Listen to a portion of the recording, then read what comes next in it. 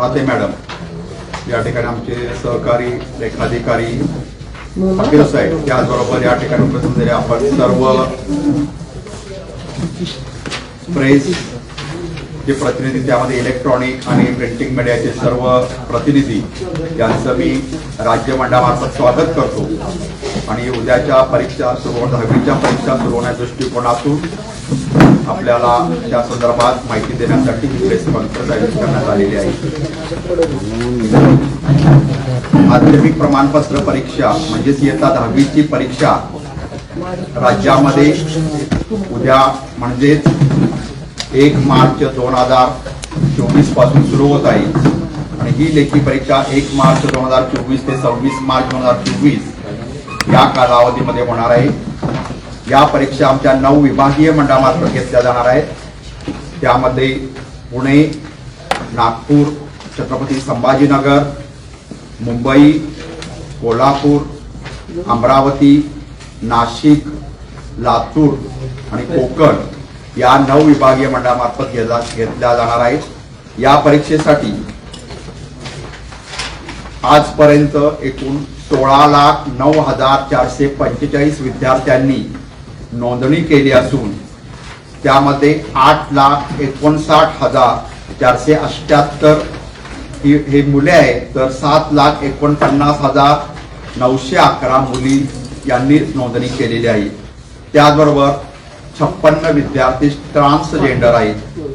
एकूण 23,272 माध्यमिक शाळांतून हे विद्यार्थी नोंदणी झाले असून या विद्यार्थ्यांची एकूण 5,086 मुख्य केंद्रावर ही परीक्षा राज्यभरामध्ये आयोजित करण्यात आलेली आहे. सदर परीक्षेची ठळक वैशिष्ट्ये, त्यामध्ये प्रामुख्याने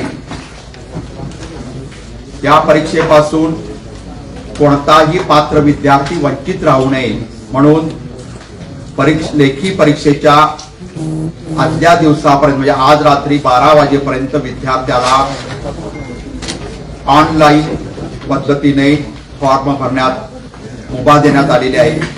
जास्तीत जास्त फॉर्म भरले आहेत, पण एखादा कोणताही विद्यार्थी परीक्षेपासून वंचित राहणार नाही याची दक्षता मंडळाने यावर्षी सुद्धा दरवर्षीप्रमाणे घेतलेली आहे. विद्यार्थ्यांच्या मनावरील ताण कमी होण्याच्या दृष्टिकोनातून परीक्षेच्या महत्वाच्या विषयामध्ये खंड ठेवण्याची प्रथा मंडळाने यावर सुद्धा कायम ठेवली असून त्यामुळे विद्यार्थ्यांना पहिला पेपर झाल्यानंतर दुसऱ्या पेपरसाठी अभ्यास करण्यासाठी चांगला वेळ मिळतो आणि त्यामुळे विद्यार्थ्यांच्या मनावरील ताण कमी होतो. प्रामुख्याने मला आपल्या मार्फत सर्व विद्यार्थी पालक शिक्षकांना आवाहन करायचं आहे की मंडळामार्फत प्रसिद्ध केलेले छापील वेळापत्रकच किंवा ऑनलाईन वेळापत्रक विद्यार्थ्यांनी ग्राह्य धरावे. अन्य कोणत्याही संस्थेने छापाई केलेले किंवा व्हायरल केलेले वेळापत्रक विद्यार्थ्यांनी ग्राह्य धरू नये, जेणेकरून विद्यार्थ्याचं नुकसान होणार नाही याची दक्षता विद्यार्थी, शिक्षक आणि पालक यांनी घेणं आवश्यक आहे.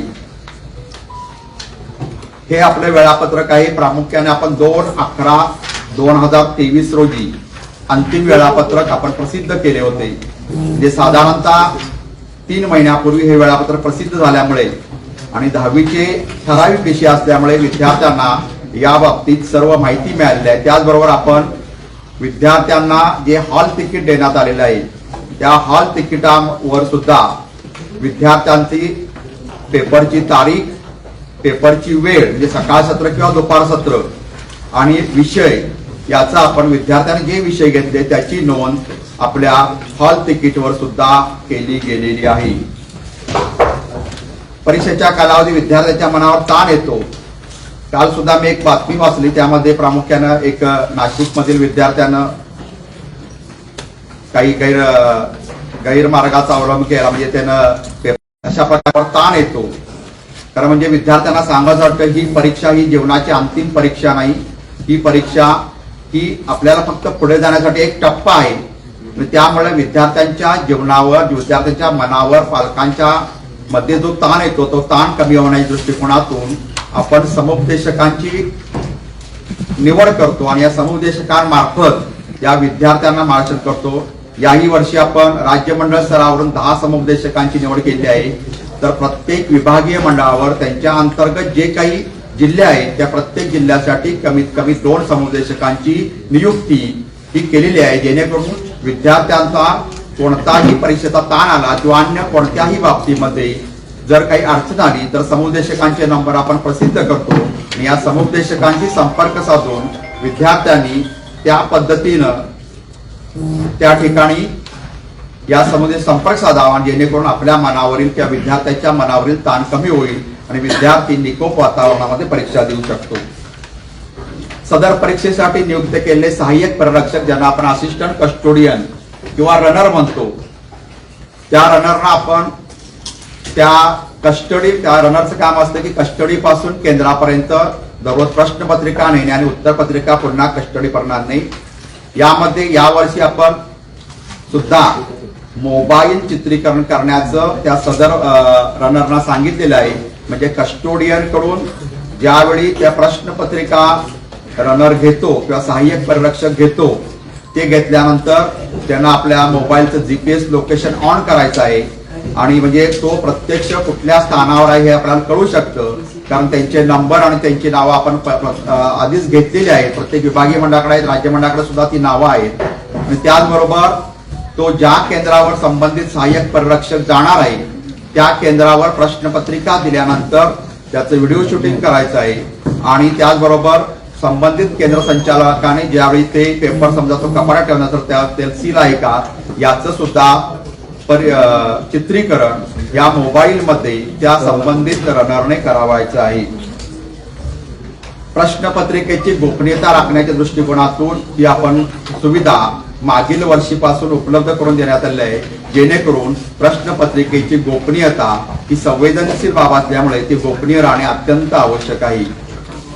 त्याचबरोबर मागील वर्षीपासून आपण एक नवीन बदल केला, तो म्हणजे सर्व परीक्षार्थ्यांना परीक्षा दालनात किंवा परीक्षा केंद्रावर सकाळच्या सत्रात 30 मिनिटं अगोदर, म्हणजे सकाळच्या सत्र आपला 11 वाजता प्रत्यक्ष पेपर सुरू होतो, त्याच्या अगोदर अर्धा तास म्हणजे 10:30 वाजता, आणि दुपारील सत्रात 3ला पेपर सुरू होतो, त्याच्या अगोदर अर्धा तास म्हणजे 2:30 वाजता विद्यार्थ्यांनी परीक्षा केंद्रावर पोहोचणे आवश्यक आहे. कोणत्याही परिस्थितीत जो विद्यार्थी सकाळची सत्रात 11 नंतर आणि दुपारील सत्रात 3 नंतर परीक्षा केंद्रावर आला तर त्याला तो परीक्षेपासून वंचित होऊ शकतो. त्यामुळे विद्यार्थ्यांनी, पालक आणि शिक्षकांनी काळजी घ्यावी की आपला विद्यार्थी परीक्षा केंद्रावर वेळेत पोहोचेल याची खबरदारी सर्वांनी घेणे अत्यंत आवश्यक आहे. त्याचबरोबर ह्याच्यापूर्वी म्हणजे मागील वर्षाच्या पूर्वी आपण प्रश्नपत्रिका 10 मिनिटं अगोदर विद्यार्थ्यांच्या वाचण्यासाठी देत होतो. मागील वर्षीपासून तो निकष बदललेला आहे आणि हा बदललेला निकष आणि विद्यार्थ्यांच्या कमी झालेला वेळ असं विद्यार्थ्यांना वाटत होतं, त्यामुळं आपण हा कमी झालेला वेळ हा प्रश्न म्हणजे नंतर म्हणजे वेळ संपल्यानंतर 10 मिनिटं आपण त्यांना वाढवून दिलेले आहेत आणि हा वाढवून दिलेला वेळेचा उपयोग विद्यार्थ्यांना चांगल्या प्रकारे होतो हे आपल्याला सुद्धा माहित आहे. कारण 12वीचा मराठीचा पेपर किंवा इंग्रजीचा पेपर झाल्यानंतर विद्यार्थ्यांना असं वाटलं की 10 मिनिटं वाढवून दिल्यानंतर आपल्याला निश्चितपणे या वेळेचा सदुपयोग होतो आणि विद्यार्थ्यांना जी काही परीक्षेचा ताण असतो त्यातून रिलॅक्स होण्यास मदत होते आणि विद्यार्थी जास्तीत जास्त चांगल्या पद्धतीनं उत्तरपत्रिका लिहू शकतो. लेखी परीक्षेपूर्वी आपण विद्यार्थ्यांना ज्या काही मंडळाच्या शिक्षा सूची आहेत, म्हणजे एखाद्या विद्यार्थ्यांना गैरप्रकार केला तर गैरप्रकार केल्यानंतर विद्यार्थ्याला कोणती शिक्षा होऊ शकते या संदर्भात शिक्षा सूचीचं वाचन सर्व माध्यमिक शाळेमध्ये यापूर्वीच केलं गेलेलं आहे, प्रात्यक्षिक परीक्षेच्या वेळी केलं गेलेलं आहे. त्यामुळे आपण कोणताही गैरप्रकार केला तर आपल्यावर निश्चित कोणती कार्यवाही होऊ शकते हे विद्यार्थी, पालक आणि शिक्षकांना कळलेलं आहे. त्यामुळे विद्यार्थी गैरमार्गापासून दूर राहतील अशी मंडळापेक्षा बाळगते. त्यानंतर प्रचलित नियमानुसार पात्र दिव्यांग विद्यार्थ्यांना जे काही शासन निकष आहेत, म्हणजे 22 दिव्यांगाचे प्रकार आहेत, 21-22, तर त्या दिव्यांगाच्या प्रकारानुसार त्या विद्यार्थ्यांना योग्य ते सुविधा देण्यात आलेल्या आहेत. ऐनवेळी जर एखादा विद्यार्थी कोणताही प्रकार घडला तर त्याला सुद्धा आपण त्या पद्धतीनं त्या विद्यार्थ्याची सोय करतो, जेणेकरून कोणत्याही विद्यार्थ्याला परीक्षाचे भय वाटू नये किंवा परीक्षा आपल्याला देता येते हे निश्चितपणे साध्य होतं. संपूर्ण राज्यासाठी एक नियोजनबद्ध असा अनेक वर्षापासून गैरमार्गाशी लढा आपण दरवर्षी राबवतो. त्यांचं काउन्सिलिंग करतो, मुख्याध्यापकांची बैठक घेतो, केंद्र संचालकांची बैठक घेतो. त्याचबरोबर सर्व ठिकाणी सर्व जिल्ह्यामध्ये दक्षता समित्या असतात. माननीय जिल्हाधिकारी त्या जिल्ह्याचे या दक्षता समितीचे अध्यक्ष असतात. या दक्षता समितीमध्ये शिक्षणाधिकारी माध्यमिक सचिव असतात. तर त्या जिल्ह्याचे सीपीएसपी मुख्य कार्यकारी अधिकारी शिक्षणाधिकारी प्राथमिक माध्यमिक हे दक्षता समिती सदस्य असतात. आणि या सदस्यांच्या याच्यातून दक्षता समितीमध्ये त्या जिल्ह्यामध्ये एकूण किती केंद्र आहेत, किती विद्यार्थी आहेत, किती काही ठिकाणी असले तर उपकेंद्र किती आहेत याची सर्व सूचना दिली जाते. आणि त्यामुळे जिल्हा प्रशासनाला सुद्धा या परीक्षेवर नियंत्रण ठेवण्यासाठी, कारण सार्वजनिक परीक्षा असल्यामुळे सार्वजनिक परीक्षेवर नियंत्रण ठेवण्यासाठी जिल्हा प्रशासनाला योग्य ती मदत मिळते. आणि त्यामुळं गैरमार्गाशी लढा देण्यासाठी अनेक ठिकाणी आता आपली 271 भरारी पथकं राज्य मंडळाची आहेत, म्हणजे राज्य मंडळामार्फत शिक्षण विभागाचे आहेत. परंतु अनेक जिल्ह्यांनी प्रामुख्याने माननीय जिल्हाधिकारी, मुख्य कार्यकारी अधिकारी, एसपी यांनी सुद्धा त्यांनी स्वतंत्र पथके निर्माण केलेली आहेत. आणि या स्वतंत्र पथकामुळे एक परीक्षेचं निकोप वातावरण विद्यार्थ्यांना उपलब्ध करून देण्यात आलेले आहे. आणि त्यामुळे परीक्षा हे गैरमार्गाशी लढा हे अभियान आपण चांगल्या पद्धतीने राबवत आहोत.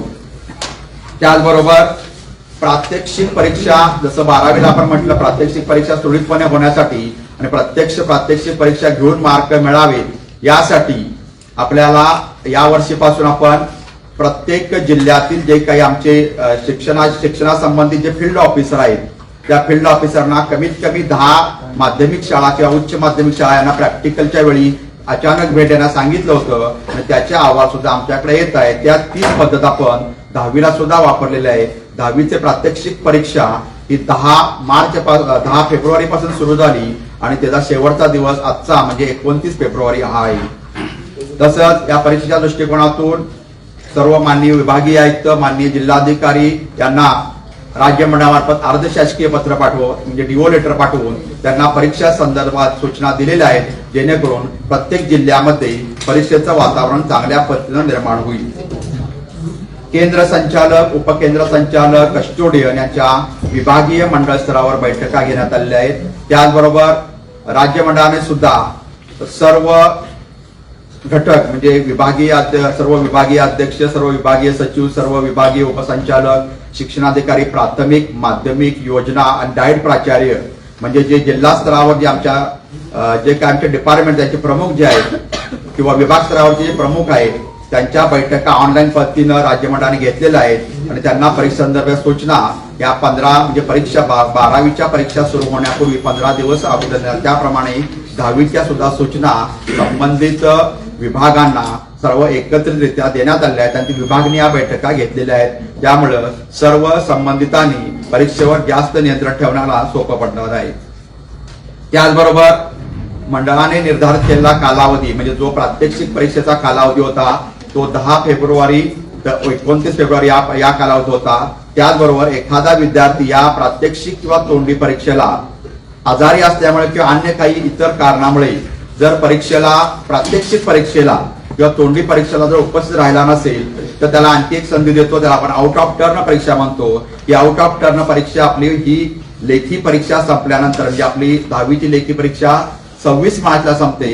तर त्यानंतर 27, 28, 29 आणि 30 मार्च पर्यंत विद्यार्थ्यांना आउट ऑफ टर्नने प्रात्यक्षिक परीक्षा किंवा तोंडी परीक्षा देण्यासाठी संधी उपलब्ध करून देण्यात आली आहे, जेणेकरून प्रात्यक्षिक किंवा तोंडी परीक्षा चुकल्यामुळे विद्यार्थ्याच्या जीवनातील एक महत्वाचा टप्पा वाया गेला असं विद्यार्थ्याला वाटू नये. त्यामुळे विद्यार्थ्यांना ही एक संधी देण्यात आलेली आहे.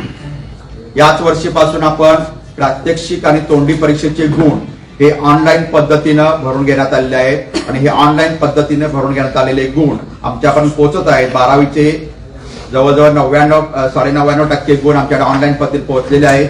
आणखी काही दिवस त्यांना वाढवून दिले आहेत. काही ठराविक कॉलेज राहिलेले आहेत. त्यांना सूचना देऊन त्यांचे सुद्धा गुण ऑनलाईन पद्धतीने आमच्याकडे पोहोचतील याची दक्षता मंडळ घेत आहे. त्याचप्रमाणे 10वीच्या प्रात्यक्षिक परीक्षेचे गुण सुद्धा आपण ऑनलाईन पद्धतीने घेतलेले आहेत. तोंडी परीक्षेचे गुण आपण ऑनलाईन पद्धतीने घेतले आहेत, जेणेकरून प्रशासनाच्या दृष्टीने गैरव्यवहार थांबतील, गैरप्रकार थांबतील. त्याचबरोबर रिझल्ट लावण्यासाठी सुद्धा म्हणजे निकाल जाहीर करण्यासाठी सुद्धा आम्हाला थोडा कमी वेळ लागेल अशी अपेक्षा आम्ही यामागे ठेवलेली आहे. माध्यमिक शाळा प्रमाणपत्र परीक्षेला आपण प्रत्येक ब्लॉकमध्ये 25 विद्यार्थी बसायला परवानगी देतो आणि या 25च पाकिट आपण म्हणजे प्रश्नपत्रिकांचं पाकिट तयार करतो, जेणेकरून एखाद्या वर्गातील प्रश्नपत्रिका जर कुठं बाहेर जात असेल तर आपल्याला निश्चितपणे लक्षात येतं किंवा व्हायरल होत असेल निश्चितपणे लक्षात येतं की कुठली प्रश्नपत्रिका कुठल्या ब्लॉकची प्रश्नपत्रिकेचं पाकिट वितरण करताना किंवा वितरण करण्याच्या संदर्भात आधी बाहेर गेलं का नाही याचा आपल्याला उहापोह घेता येतो. त्याचनंतर आपल्याला माहित आहे की बोर्डाच्या परीक्षेचं 25 प्रश्नपत्रिकेचं पाकिट हे प्रेसमधनं सील झाल्यानंतर ते डायरेक्ट ब्लॉकमध्येच उघडलं जातं आणि ते ब्लॉकमध्ये उघडताना प्रत्येक ब्लॉकमध्ये संबंधित 2 विद्यार्थी, संबंधित पर्यवेक्षक आणि उपलब्ध असेल तर पोलिसांचे जो काही कॉन्स्टेबल असतात किंवा होमगार्ड असतात त्यांच्या संमतीनं उघडलं जातं, जेणेकरून विद्यार्थ्यांना त्याची गोपनीयता आणि पारदर्शकपणा विद्यार्थ्यांच्या सुद्धा लक्षात यावा आणि ही परीक्षा सुरळीत पद्धतीने पार पडावी. त्यानंतर परीक्षेच्या कालावधीत गैरमार्गाला आळा घालण्यासाठी जी काही पथकं नेमण्यात आली होती त्या पथकांना यावर्षीपासून म्हणजे कंपल्शन केलं आहे की त्या पथकातल्या प्रत्येक सदस्यानं हे ओळखपत्र दिलं पाहिजे, जेणेकरून कोणताही परीक्षेशी संबंधित नसणारा व्यक्ती हा केंद्रावर जाऊ नये आणि अनुचित प्रकार घडू नये. आता दुसरा एक अनुचित प्रकार 12वीच्या पेपरला घडला तर मी नंतर आपल्याशी बोलताना सांगतो.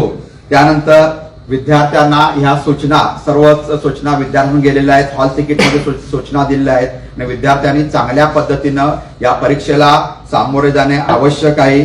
आता दुसरा एक महत्वाचा मुद्दा म्हणजे ज्या विद्यार्थ्याला आपल्याला 10वीच्या विद्यार्थ्यांना एटीकेटी देतो, म्हणजे जर विद्यार्थी 2 विषयात नापास झाला तरी सुद्धा त्याला एटीकेट होतो आणि 11वीला प्रवेशासाठी त्याला पात्र ठरतो, 11वीला प्रवेशात जातो.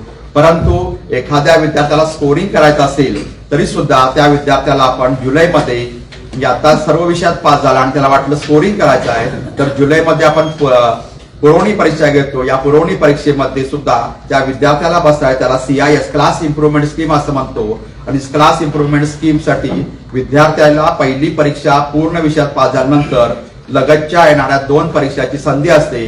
म्हणजे या परीक्षेला जर विद्यार्थी सर्व विषयात पास झाला तर येणारी जुलैची परीक्षा आणि त्यानंतर पुढची मार्च म्हणजे मार्च 25ची परीक्षा विद्यार्थी पुन्हा देऊ शकतो, जेणेकरून जर विद्यार्थ्याला स्कोरिंग करण्याची इच्छा असेल तर. आणि त्याचबरोबर 11वीला जाण्यासाठी एटीकेटीची सोय आहे, त्यामुळे विद्यार्थ्याला जर एटीकेटी मध्ये प्रवेश मिळाला 11वीला गेला तरी सुद्धा विद्यार्थ्याला 11वीत असताना म्हणजे येणाऱ्या जुलैची परीक्षा आणि पुढच्या मार्चच्या परीक्षेत उत्तीर्ण होणे आवश्यक असतं. तो विद्यार्थी जर त्या परीक्षेमध्ये 10वीचे काही विषय सोडू शकत नाही तर त्याचा 11वीचा निकाल जाहीर केला जात नाही आणि त्या विद्यार्थ्याला 12वीला प्रवेश दिला जात नाही. म्हणजे जोपर्यंत तो 10वी क्लिअर होत नाही तोपर्यंत त्या विद्यार्थ्याला 12वीला प्रवेश दिला जात नाही.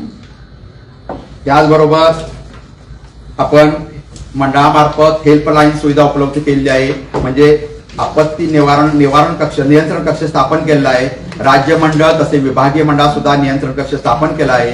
विद्यार्थ्याला परीक्षेसंदर्भात सेंटरची अडचण आली किंवा कुठली प्रशासकीय अडचण आली, हॉल तिकीटची अडचण आली तर विद्यार्थ्यांना राज्य मंडळ तसेच विभागीय मंडळ या विभागीय मंडळाशी संपर्क साधून जे आम्ही नंबर प्रसिद्ध केलेले आहेत तर त्याशी संपर्क साधून विद्यार्थ्याला योग्य वेळी योग्य त्या सूचना दिल्या जातील याची सर्व आपण व्यवस्था केलेली आहे. या विद्यार्थ्यांच्या आयुष्यातील 10वीची परीक्षा एक महत्वाचा टप्पा आहे आणि या महत्वाच्या टप्प्यावर विद्यार्थी, पालक, शिक्षक यांना राज्य मंडळामार्फत हार्दिक शुभेच्छा देतो आणि ह्या विद्यार्थ्यांना या परीक्षेत सुयश लाभो असं मी यश देतो. धन्यवाद.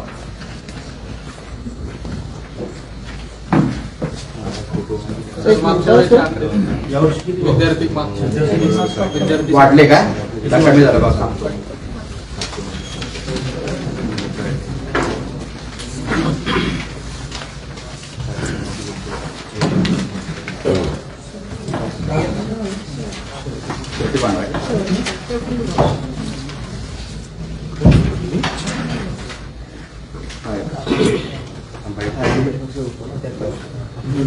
मागील वर्षी मार्च 2023 ला विद्यार्थी होते 15,77,256. या वर्षी नोंदणी केलेले विद्यार्थी आहेत 16,09,445, म्हणजे 32,189 विद्यार्थ्यांची नोंदणी जास्त झालेली आहे.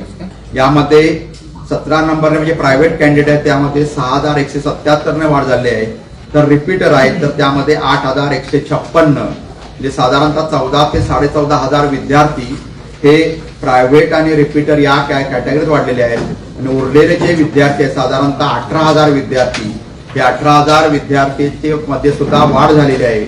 याचा अर्थ विद्यार्थ्यांचा राज्य मंडळावर विश्वास बसलेला आणि राज्य मंडळाचा अभ्यासक्रम हा विद्यार्थ्यांना आता आपलासा वाटू लागलेला आहे आणि त्यामुळे विद्यार्थी वाढले असतील अशी आमची शक्यता, अशी आम्हाला अपेक्षा वाटते. दुसरं आम्हाला असं वाटतं की आपण आरटी प्रवेश प्रक्रिया राबवतो. आरटी प्रवेश प्रक्रिया ही साधारणतः 8वी पर्यंत असते. काही वंचित गरीब विद्यार्थ्यांना 9वी आणि 10वीचं शिक्षण त्याच शाळेमधून घेणं, म्हणजे जे काही ह्याच्यामध्ये असतात कुठल्या सेल्फ फायनान्स स्कूलमध्ये, त्यावेळी असे सुद्धा विद्यार्थी आमच्याकडे वळतात असं दिसून येते आणि यामुळं आमच्या विद्यार्थ्यांची संख्या वाढते. ही आमच्या दृष्टिकोनातून अतिशय चांगली आणि भाग्याची गोष्ट आहे. सागर सर सध्या पण यावर्षी वाढलं केलं असते गटपासून वाढत चालली. नाही, आता कसं झालं, मागच्या वर्षी कमी झाले होते, यावर्षी वाढले. त्याच्या मागच्या वर्षी याच्यापेक्षा जास्त होते, 16,25,000 होते. मागच्या वर्षी कमी झाले, त्यामध्ये साधारण 50,000 विद्यार्थी, 48,000 विद्यार्थी मागच्या वर्षी कमी झाले होते. आता 2022ला जे विद्यार्थी वाढले त्याचं प्रमुख कारण असं होतं की त्यावेळी होम सेंटरला परीक्षा दिली आणि त्यामुळे सर्व विद्यार्थी जे काही होते ते सर्व विद्यार्थ्यांनी फॉर्म भरले होते किंवा काही विद्यार्थ्यांना वाटत होतं कदाचित परीक्षा होणार नाही, 21 तारखेला आपल्याला सवलत मिळेल किंवा कन्सेशन म्हणजे शाळेतील अंतर्गत परीक्षा, त्यामुळे ते 22ला वाढले होते, 23ला ते कमी झाले आणि 24ला ते पुन्हा वाढत आहे. त्याला आळावत नाही. तुम्ही प्रत्येक वर्षी कॉपीमुक्त परीक्षा करायचा प्रयत्न करता, मात्र ते प्रत्येक वेळेस 12वीच्या परीक्षेत पण बऱ्याच घटना घडतात. पोलिसांच्या गणवेशात कॉपी पुरवली जातो. ठीक आहे, तेच मागाशी मी उल्लेख केला. पहिला उत्तर देतो मी. सर्व परीक्षा या चांगल्या पद्धतीने व्हाव्यात अशीच अपेक्षा प्रशासनाची असते, परंतु ज्यावेळी 15 लाख आणि 16 लाख विद्यार्थी परीक्षेला बसत असतात त्यावेळी प्रत्येकाचं काउन्सिलिंग करणे, विद्यार्थ्याचं काउन्सिलिंग करणे, शिक्षकांचं काउन्सिलिंग करणे आपण करत असतो. तरी सुद्धा काही घटना अशा घडतात त्यामुळे विद्यार्थी हा काही वेळा कॉप्या करतो आणि तो पकडला जातो. म्हणजे दोन्ही दृष्टीने आमच्या म्हणजे विद्यार्थी कॉपी करतो दुर्दैव आहे, परंतु आमच्या प्रशासन कॉपी पकडते हे सुद्धा आमचं प्रशासन ऍक्टिव्ह असल्याचं धोतो काय ना. ट्रान्सजेंडर 56 ट्रान्सजेंडर तुम्ही जे आहेत ते नेमकं कुठून आहेत? पूर्ण राज्यभरात पूर्ण राज्यभरात. सर गेल्या वर्षी ट्रान्सजेंडर वाढतात. एक महत्वाचा मुद्दा आहे म्हणजे आरोग्याचा दृष्ट्या ते बघतो. आता गेल्या वर्षी जरा वाढतात ना, संख्या वाढायला लागलेली आहे. किती होते गेल्या वर्षी? गेल्या वर्षी खरं आमचा तो आकडा आपण सर नोंदणी करायला त्यांना मुभा दिली आहे ना, स्पेशल कॉलम इन्क्लूड केला ना, त्याच्यामुळं त्यामुळे किंवा काही आउट ऑफ स्कूल झाले सुद्धा ट्रान्सजेंडर यामध्ये येऊ शकला असतं. 2 वर्षांचे आकडे मिळाले तर बरोबर. ठीक आहे. जर 26 मार्च पर्यंत त्या परीक्षा जात आहेत हो. आता निवडणुकीचं आचारसंहिता पण लागते म्हणजे हो. 7 नंतर. हो. आता त्यामध्ये खरं तर एकतर पेपर तपासणी असेल किंवा शिक्षकांना ते निवडणुकीची पण कामं दिली तर त्याचा काय परिणाम होऊ शकतो? निश्चितपणे काही होणार नाही, कारण दर 5 वर्षांनी इलेक्शन होतात तसं दरवर्षी परीक्षा होत असते. पण दरवर्षी याच कालावधीमध्ये परीक्षा होते आणि जरी शिक्षकांना निवडणुकीची कामं असली तरी सुद्धा ती ठराविक विशिष्ट वेळेत असतात. आचारसंहिता कधी लागेल हे आम्ही सांगू शकत नाही, परंतु आचारसंहिता निश्चितपणे लागणार आहे 10 तारखेला असं आम्हाला अपेक्षित आहे. आणि त्यामुळं त्यानंतर परीक्षा आपली चांगल्या पद्धतीने होते आणि परीक्षेतलं जे काम आहे तर त्यांची एखादी म्हणजे ज्या कामाला ते 2-3 त्याच्या आधी बैठका असतात महसूलच्या त्यामध्ये सहभागी होतात, त्यामुळे फारशी काय अडचण येत नाही. म्हणजे कुठल्याही परिस्थितीत वर्ग रिकामा टाकून परीक्षेला ते शिक्षक जात नाही, त्याला पर्यायी व्यवस्था करतात. दुसरं म्हणजे परीक्षेच्या काळात 2-3 तास जसं शाळा असते तसं ते 2-3 तास ट्रेनिंग असतं आणि ट्रेनिंग नंतर ते शिक्षक पेपर तपासू शकतात, त्यामुळे फारशी अडचण येत नाही. सर कॉपी रोखण्यासाठी जे भरारी पथक आहेत त्यांची संख्या नेमकी किती? 271 मंडळ म्हणजे शिक्षण विभाग 271 भरारी पथक आहे शिक्षण विभागाची. त्याशिवाय अनेक जिल्ह्यामध्ये महसूल विभागाने किंवा ग्रामविकास विभागाने सुद्धा भरारी पथकं स्थापन केली आहेत. काही ठिकाणी पोलिसांची सुद्धा भरारी पथकं आहेत. आणि अशा अनेक म्हणजे जिल्हा प्रशासनाने जो निर्णय घेतला मान्य जिल्हाधिकारी त्या जिल्ह्यातल्या त्यानुसार भरारी पथकं त्या जिल्ह्यात आणखी वाढलेली आहेत. साधारणतः जिल्हा राज्यभरामध्ये साधारण 400 तरी भरारी पथकं निश्चितपणे असतील. दहावीच्या परीक्षेत भरारी पथकांचा काय फायदा झालाय का आतापर्यंत? निश्चितपणे आता हे जे आपण आता जे विचारलं गैरप्रकार उघडकीस आणण्याचं काम हे भरारी पथक करतं. कुठल्याही केंद्र संचालकांना हे केलेलं आहे. चुकून एखादा असतो की केंद्र संचालकाने स्वतः कॉपी पकडली नाहीतर भरारी पथकाचे म्हणजे गैरप्रकार उघडकीस आणतं. त्यामुळे निश्चितपणे त्याचा फायदा होतो. नुसतं भरारी पथक येणार म्हटल्यावर सुद्धा काय परीक्षेची अवस्था होते हे आपल्याला माहित आहे. तर सीबीएसईने ओपन बुक एक्झामची तयारी केली आहे, म्हणजे ती घेणार असणे चाचपणी सुरू केली आहे काही याच्यात. तर आपण त्या दृष्टीने विचार करतोय, पुढे जाणार आहोत. तो मुद्दा चिन्मयने मागील वेळी उपस्थित केला होता 12वीच्या ह्याच्या वेळी.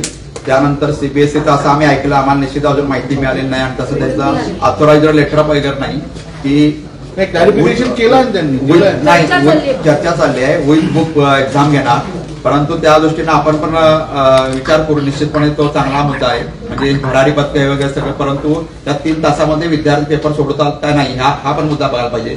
कारण विद्यार्थी आता हा फॉर्मॅट फक्त एमपीएससी युपीएससी झालेल्यांना डिपार्टमेंटल एक्झामला लागू आहे, अजून कुठे लागू नाही. नाही पण घेऊ नका, पण नाही घेऊ नका असं पण नाही, तसं चांगली गोष्ट आहे. तसं झालं तर आपल्याला पण निश्चितपणे त्यांनी चाचपणी करण्यासाठी 2-4 शाळांमध्ये बाबा किती वेळ लागतो, काय पोरांना लिहिता येतो का, असं सगळं अभ्यास एक काहीतरी माहिती समोर यावी म्हणून त्यांनी नोव्हेंबर महिन्यात ते केलाय. परीक्षा होणार की नाही ते नंतर आहे, पण आपण सुद्धा असं ते करतोय का अजून तरी आपण केलं नाही तर आपण निश्चितपणे करू. कारण नॅशनल एज्युकेशन पॉलिसीमध्ये तशी काही पॉलिसी दिलेली नाही, परंतु त्या पद्धतीनं विद्यार्थ्यांना सुद्धा परीक्षेत ताण येऊ नये. विद्यार्थ्यांना वाटते पेपर आहे पुस्तक आम्ही आपल्याला भरपूर लिहिता येईल, परंतु त्याच्या उलट गोष्ट आहे ती ते प्रत्यक्ष लिहित असताना कळतं. कारण विद्यार्थ्याला कुठल्या पानावर काय हे कळल्याशिवाय तो पेपर देऊ त्या वेळेत पूर्ण करू शकत नाही. त्यामुळे हा निश्चित चांगला प्रकार आहे. विद्यार्थ्याचा ताण मनावरचा ताण कमी करण्यासाठी आपण सुद्धा त्या पद्धतीनं निश्चितपणे म्हणजे असं प्रयत्न करू ठराविक शहरामध्ये. भरारी पथकांची चौकशी होणार आहे का? कारण की ते पोलिसाच्या रूपात बहिणीला कॉपी पुरवायला गेलं ते प्रकरण आता घडलेलं आहे. असं काही त्या संदर्भात आता ह्याचा आणि भरारी पथकाचा कोणताही संबंध आहे. पहिला मूळ मुद्दा म्हणजे आपण जिल्हा प्रशासनाकडे पोलीस कुमक मागवतो. जर प्रत्येक केंद्र संचालक हे करत असताना तो आलेला पोलीस आहे का होमगार्ड आहे हे केंद्र संचालक तपासू शकत नाही. कारण हा पोलीस किंवा पोलीस मनुष्यबळ असतं ते बाहेरून असतं, त्यांना आत कुठल्याही प्रकारे एंटर नसते. त्यामुळे आमच्या केंद्र संचालकाने एवढं त्याला तटवलं आणि तू वर का निघाला तर तो म्हटला एका रूम मध्ये निघालो. तर केंद्र संचालक सांगितलं की रूम मध्ये जाण्याचा तुम्हाला अधिकार नाही, तर जेणेकरून विद्यार्थ्याच्या मनावर दडपण येऊ नये. त्या पोलीस वेशामध्ये दडपण येतं आणि त्यातून तो प्रकार आला. तर दुसऱ्या व्यक्ती आमचा जे ओळख नाही आणि त्यातून हा प्रकार घडला आणि त्यातून तो निदर्शनास आला. तो नंतर काय झाला सरेंड मारताना निदर्शनास आला वरिष्ठांना. हे केंद्र संचालकांनी संबंधित पीआयना बोलण्याचं लक्षात आलं. एक प्रश्न विचारायचा हा होता की कॉपी संदर्भात भरारी पथक येते, पण त्यांना विद्यार्थ्यांच्याकडे अनेक कृत्य येतात. म्हणजे एकाने ह्या साईडला सरकून मागचा पुढं त्याच्या इथलं लिहिलेले आहे. तर अशा काही छोट्या छोट्या गोष्टी त्याच्यावर लक्ष असणार आहे. सुपरवायझर केंद्रातला जो केंद्र संचालक बिल्डिंग म्हणजे त्या बिल्डिंग असताना कंडक्टर त्याचबरोबर त्या वर्गातला सुपरवायझर हा त्याच्यासाठी असतो की जेणेकरून विद्यार्थी पेपर लिहिताना दुसऱ्याचं बघतो का. कारण कुठलाही विद्यार्थी असा दुसऱ्याचं 100% लिहू शकत नाही. दुसऱ्याचं बघून म्हणजे खरंच असं प्रयत्न करत असेल, परंतु हे काम संबंधित ब्लॉक मधील सुपरवायझरचं आहे की त्यांना त्याच्यावर कंट्रोल ठेवायचा आहे. सर निकाल वेळेत लागेल का? कारण काय निवडणुकीच्या निवडणुकीच्या कामामध्ये अनेक शिक्षक लागले जातील. निश्चितपणे निकाल वेळेत लागेल त्याची तुम्ही काळजी करू नका. मंडळ त्यामध्ये समर्थ आहे. निश्चितपणे निकाल हा निश्चित वेळेतच लागेल. नाही पण निवडणुकीच्या कामाचा काय परिणाम होऊ शकतो? निवडणूक हा वेगळा घटक आहे, परीक्षा हा वेगळा घटक आहे. त्यामुळे आमचा निकाल हा वेळेतच लागेल. सर दुसरा प्रश्न, आपण जे समुपदेशनासाठी नंबर दिले होते त्याच्यावर किती कॉल आले, कशा प्रकारचे प्रश्न होते? कारण आपण नाही त्याच्या आकड्यावर आपण घेतो, कारण परीक्षा झाल्यावर घेतो आपण घेतो रिझल्ट थोडे आपण सांगतो त्या आकड्यावर किती कॉल आले, कसे आले, काय आले, कोणत्या प्रकारचे आले. थँक्यू